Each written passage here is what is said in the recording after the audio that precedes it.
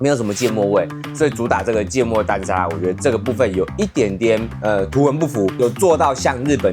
咖喱麵包、炸咖喱麵包那個精神，而且我覺得做得蠻好的。你真的可以吃到那種很傳統韓式的辣味的那種飯，我覺得這個醬真的是一絕。它千層麵就算是加热完以後堆疊咬起來的層次還是非常非常明顯哦。它的麵包口感，還有它的鮮奶油搭配上它的黃桃，整個口感層次非常分明。大家好，我是 Jesse。我們這一集的話就是要拍我們上集，就是說全家這一期的新品真的太多了，所以我們把它分成2集拍。那我們這集就拍一些關於像上集大埔鐵板燒以外的其他新品。那我們第一個要介紹的話，就是這個是他們最新出的一個三明治，叫做好多蛋三明治，对不对？它就是由3种蛋去做成的一個三明治。它的话介紹的話有寫到，它是由日式蛋沙拉、還有芥末蛋沙拉、還有溏心蛋片這3種蛋來組成的這個三明治。那我們就打開來幫大家試試看看。我們幫大家試試看看，它的話是這樣子，就是由3種蛋組成的。吃完這個好多蛋三明治，第一個應該說你如果一口氣很大口，全部的蛋都吃掉的話，会比較分不清楚說它到底是哪一種。那我剛剛分別的吃了一下，第一個是它是日式蛋沙拉的這個部分啊，它的味道是最突兀的，就是最明顯，蛋本身不錯，但是呢，另外2種就是芥末蛋沙拉跟溏心蛋片，我覺得味道不突出。芥末蛋沙拉它這個芥末其實基本上我剛吃了好幾口，但是沒有什麼芥末味，所以主打這個芥末蛋沙拉，我覺得這個部分有一點點圖文不符，沒有什麼芥末味。可能有些人吃得出來有，但是我可能會覺得芥末味要更重。然後溏心蛋片的部分的话，我覺得沒有溏心蛋的那種精神，就是它可能要有帶一點點微微的，不要說全液態好了，要有一點微微的焦態液態的感覺的那種溏心蛋，味道溏心蛋要稍微帶有一點點甜味，然後有一點沒有那麼熟。它的話，它這個溏心蛋的部分有點就是過熟，好像就是一般的蛋類而已。所以我覺得日式蛋沙拉我覺得不錯，這個蛋沙拉的味道我覺得很好。但是如果你為了想要吃芥末蛋沙拉跟溏心蛋片的話，我覺得可能就不推薦了。第二個，還有的話是和風咖喱豬肉的咖喱麵包，它這個的話是一個日本進口的一個豬肉咖喱麵包。其實在日本很多這種麵包，像這種咖喱麵包，整個炸麵包啊，其實就是它這個麵包是整個下去炸的，然後裡面還有一些咖喱內餡。其實本身在日本是很有名，而且我覺得非常好吃。一開始我其實有一點小抗拒，因為我覺得整個麵包炸下去的話，會覺得有點太油膩。後來在日本吃，覺得其實蠻好吃的。那我們就來試試看全家這一次進口的這個和風咖喱豬肉麵包。對，它是一顆全部都是用炸的麵包，我們試試看看。這個其實它寫原產地是台灣誒，只是它有寫出說使用日本紫蘇咖喱粉，它不是日本進口啊，它是使用日本紫蘇咖喱粉，但是產地是台灣。吃起來其實不會差很多，跟日本的一些咖喱專賣店聯名的一些咖喱麵包覺得比起來，我覺得吃起來沒有差很多。但是內餡，我覺得跟日本的咖喱麵包比起來的話，這一次台灣這個內餡啊，我覺得它佔比稍微沒有那麼高，因為我記得我在日本吃那種炸咖喱麵包，它咬下去內餡比例極高，就是就算是咖喱也有爆漿咖喱的感覺。但是台灣的話，我覺得口感啊，它麵包柔軟，炸到外酥內軟這個部分，我覺得也是蠻好的哦，也是做得很好，但內餡沒有到像日本那麼高，但是我覺得已經夠了，已經也很好吃了。所以其實這個炸咖喱麵包啊，我覺得是很好吃的。內餡的話，豬肉味很香，而且還帶一點點甜甜咖喱的味道。它的麵包體的話炸的，但是卻可以做到炸的外酥內軟，這就是有做到像日本咖喱麵包、炸咖喱麵包那個精神，而且我覺得做得蠻好的，就是外酥內軟，咖喱味很香，然後內餡的豬肉味也很香，然後不輸日本的炸咖喱麵包，只是內餡稍微佔比低一點點，但整體來講，我覺得是很推薦的哦。下一個的話是韓式燒肉拌飯，這是這一期全家他們出的一個韓式燒肉拌飯，裡面就是經典的韓式拌飯的一些配料，它就是可能有經典的荷包蛋啊，然後還有泡菜啊、豆芽菜，我們就幫大家試試看看這個韓式豬肉拌飯。我们刚刚把所有的每一樣菜啊、肉啊，還有飯都試吃一遍。第一個，我覺得它的醬料這一次這個韓式其實很道地耶，因為它這個辣其實辣的真的還算蠻夠味的哦，就是泡菜的那種辣味加強版，其實我覺得超到地，超棒的，很好吃，就是你真的可以吃到那種很傳統韓式的辣味的那種飯，我覺得這個醬真的是一絕。但是呢，中間這一顆蛋，這個我覺得有點算是敗筆了，因為這個蛋其實有點難吃，它已經有一點像到那種橡皮筋咬不爛，然後爛爛的那種蛋的感覺，我覺得中間這個蛋是敗筆。旁邊的豆芽菜啊，還有這個海帶，基本上就是一般傳統的韓式料理裡面會出現的一些菜色。对，那這些的話就是正常發揮，就是水準的話也算是正常或者正常以上，就差不多中等這樣子。那這個肉我覺得稍微比較偏中下一點點，可能是因為加熱便當吧。对，這個肉的話稍微有一點乾柴，那有點難咬。味道的話是不錯，因為味道的話剛剛有說了，這個醬啊，我覺得真的是一絕，這個醬真的蠻好吃的。但整體便當的話，我覺得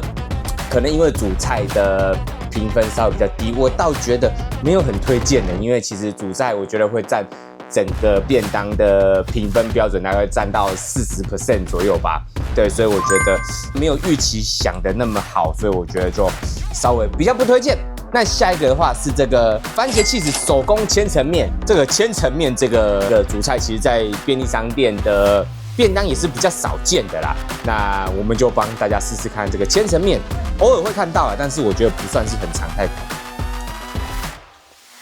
比我預期的好很多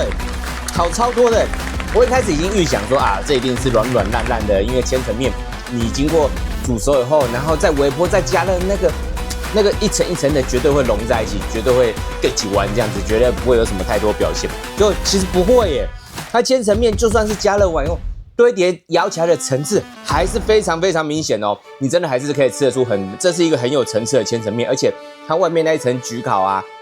也有做到蠻到位，是焗烤帶有一點點厚厚的，不算是焦掉，但是有一點厚厚的，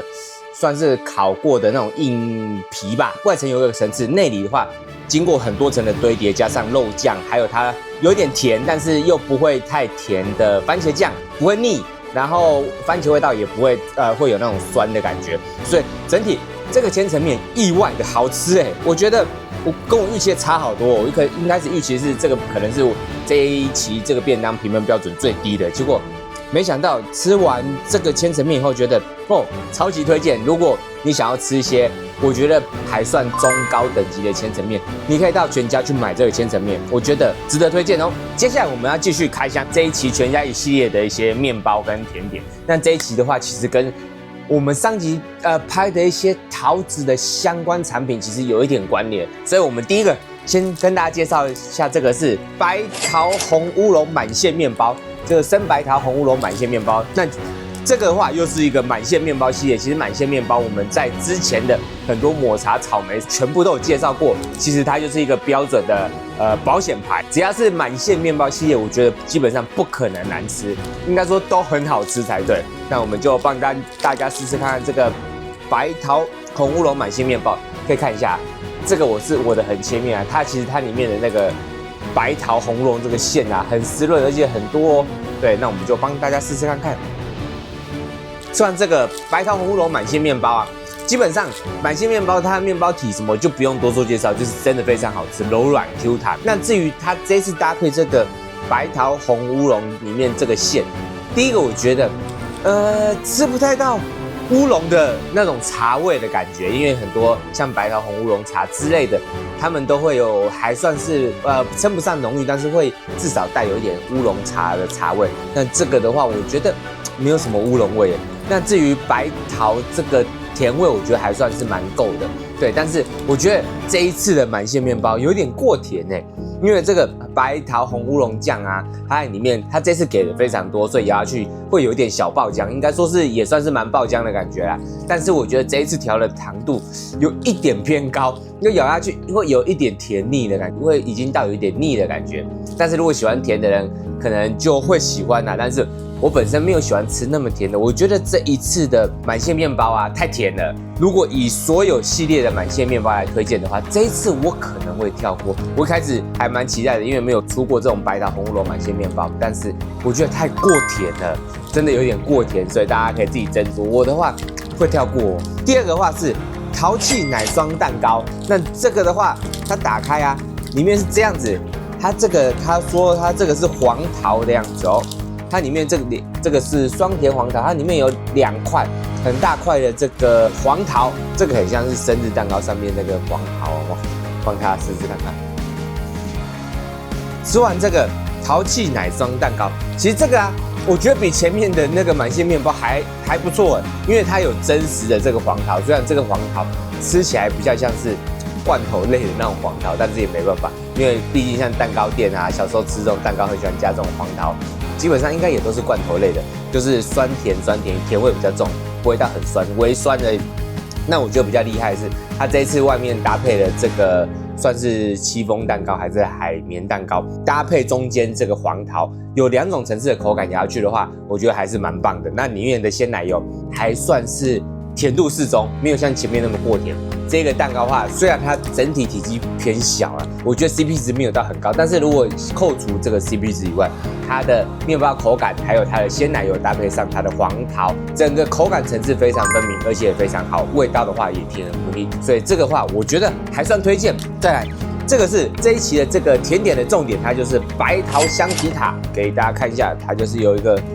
完整的一個白桃在上面的一個塔。我覺得蠻酷的，对，就是很少看到直接整塊，這算半顆桃子了吧？对，放在這個塔上面，外觀很稀奇。那我們就幫大家試試看看。吃完這個白桃香提塔，就是它蠻厲害的是，它真的是半塊的白桃，半顆的白桃直接放在上面。我剛以為只有一點點的，其實它還蠻深的，它真的就是上面這半塊全部都是白桃。但整個塔皮啊，蠻有口感的，硬度偏硬的，但是我覺得很脆口，很好吃。搭配了中間它那個餡的話，屬於比較像膠態的。对，搭配這個起來的話，它的塔皮蠻硬的，很像餅乾。然後搭配這個醬，還有中間這整塊的白桃，吃起來的話，口感層次也是非常豐富，就是有3種很特別的口感，真實水果口感，還有點像醬跟慕斯的口感，還有最外面很像餅乾的塔皮。餅乾的塔皮跟中間的那種慕斯醬的話，我覺得也都屬於甜而不膩。那中間的桃子的話，很新鮮。雖然說它是放在冷藏食品，也可能需要醃過才可以，但是我覺得吃起來整體口感是很脆口的，不會到很乾硬或幹嘛的。我覺得這個我覺得還算蠻推薦的哦，而且蠻新穎的。第一次吃到這種白桃香提塔，之前都只有吃過什麼可可塔啊，什麼草莓塔之類的。白桃香提塔它有一顆完整的白桃，我覺得這個就還算蠻推薦的，蠻特別的。最後是這一期這個也是跟馬里奧聯名的，上一期有那個跟馬里奧聯名的那個抹茶菠蘿，這一期的話是蘑菇造型 QQ 球，那可以看得出來它打開就是這樣子，這個應該就是蠻標準的這個韓國麵包。對，然後它印上這個蘑菇頭的這個一點一點的那個蘑菇棒，我們就幫大家試試看看，8、9成應該是韓國麵包。